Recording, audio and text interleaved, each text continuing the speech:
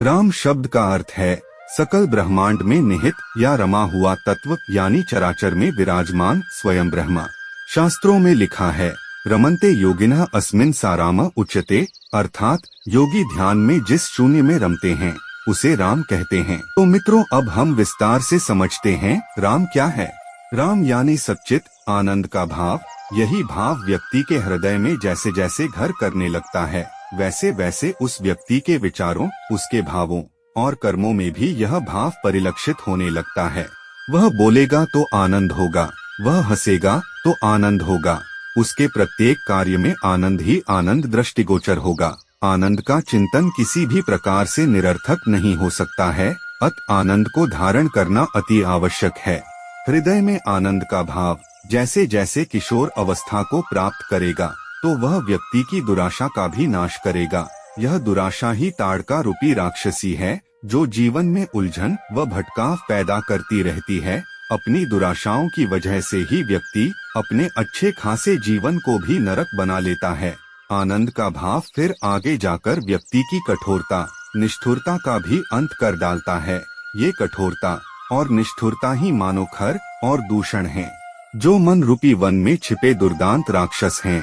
फिर अंत में यही आनंद का भाव उस व्यक्ति के अहंकार यानी दशानन अथवा रावण को भी मार गिराकर रामराज्य या पूर्णानंद की स्थापना कर देता है। अहंकार को दशानन इसलिए कहा है क्योंकि इसके भी दशों सिर होते हैं, धन का, बल का, विद्या का, रूप का, यौवन का, ऐश्वर्य का, सत्ता का और भी कई तरह के अहंकार। जब तक अहंकार रूपी रावण का वध नहीं करेंगे तब तक पूर्णानंद की स्थिति को प्राप्त नहीं किया जा सकता। यदि हम किसी भी महापुरुष की जीवनी का सूक्ष्म अध्ययन करें तो पाएंगे कि उन महापुरुष ने जीवन में सत, चित और आनंद भाव को ही धारण किया और अपनाया था, इसलिए वे महापुरुष बन सके और जन जन से उनको सम्मान मिला। यह जरूरी नहीं कि सच्चित आनंद भाव को केवल राम रूप में ही धारण किया जाए। अपनी अपनी रुचि और आस्था अनुसार वह कृष्ण जी, राम जी, शिव जी, हनुमान जी भी हो सकते हैं। भाई बहनों, चूंकि इस आर्टिकल में हम राम जन्म का आध्यात्मिक चिंतन करने की कोशिश कर रहे हैं, तो फिर राम जन्म पर ही पुनः विचार करते हैं। राम जी के पिता दशरथ जी को व राम जी की माता कौशल्या जी को हमने राम जन्म और आध्यात्मिक चिंतन में समझने का एक प्रयास किया है। मन को यदि दशरथ और बुद्धि को कौशल्या बना लिया जाए तो राम का जन्म हमारे हृदय में ही संभव है। कहते हैं राम का जन्म त्रेता युग में हुआ था, अब हम त्रेता युग में कैसे पहुँचे? सज्जनों, इस पर भी चिंतन करते हैं। नित जुग धर्म होहिन सब केरे, हृदयम राम माया के प्रेरे, शुद्ध सत्व समता विज्ञाना, कृत प्रभाव प्रसन्न मन जाना। गोस्वामी तुलसीदास जी ने रामचरितमानस के उत्तरकांड में चारों युगों का निरूपण किया है। श्री राम जी की माया से प्रेरित होकर सबके हृदयों में सभी युगों के धर्म नित्य होते रहते हैं। शुद्ध सत्व गुण, समता, विज्ञान और मन का प्रसन्न होना ही सत्युग का प्रभाव होता है।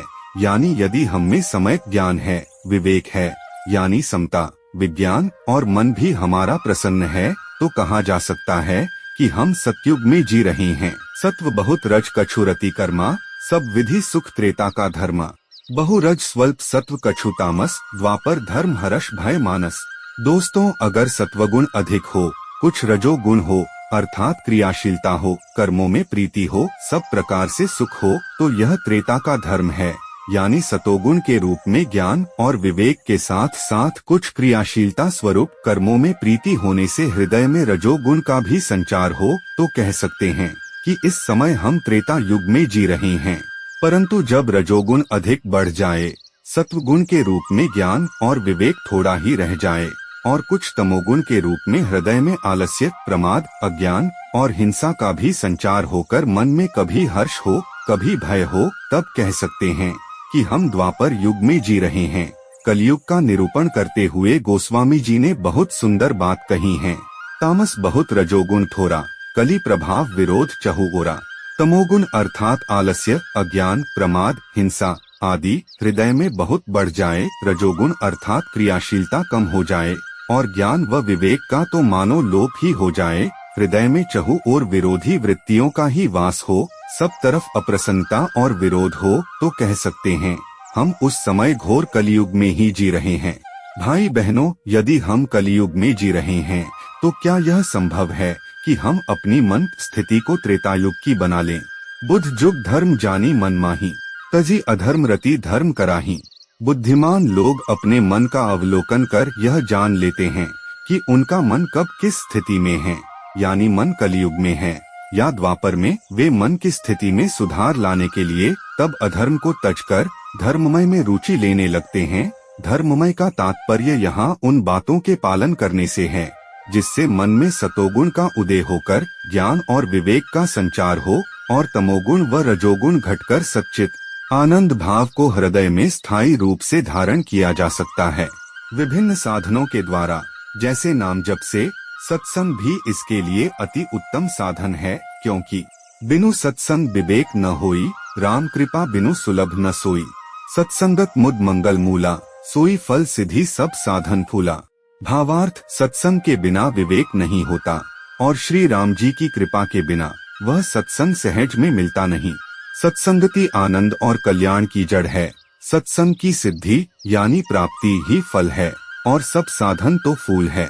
मेरा आप धर्म प्रेमियों से निवेदन है कि सत्संग पर चिंतन के लिए यहाँ पर यह बताना भी मैं उचित समझता हूँ कि तीनों गुणों अर्थात सतोगुण, रजोगुण व तमोगुण के बारे में विस्तृत विवेचना भगवद गीता के 14वें अध्याय में भगवान श्री कृष्ण जी ने अपने श्रीमुख से कही है, जिसका धर्म प्रेमी अध्ययन कर लाभ उठा सकते हैं। इस प्रकार से हम भी अपने शास्त्रों से, जैसे श्री रामचरितमानस और श्रीमद् भगवद गीता में वर्णित ज्ञान के आधार पर, हम स्वयं अपने हृदय में ही त्रेतायुग का उदय कर राम जन्म का मार्ग प्रशस्त कर सकते हैं। जय श्री राम।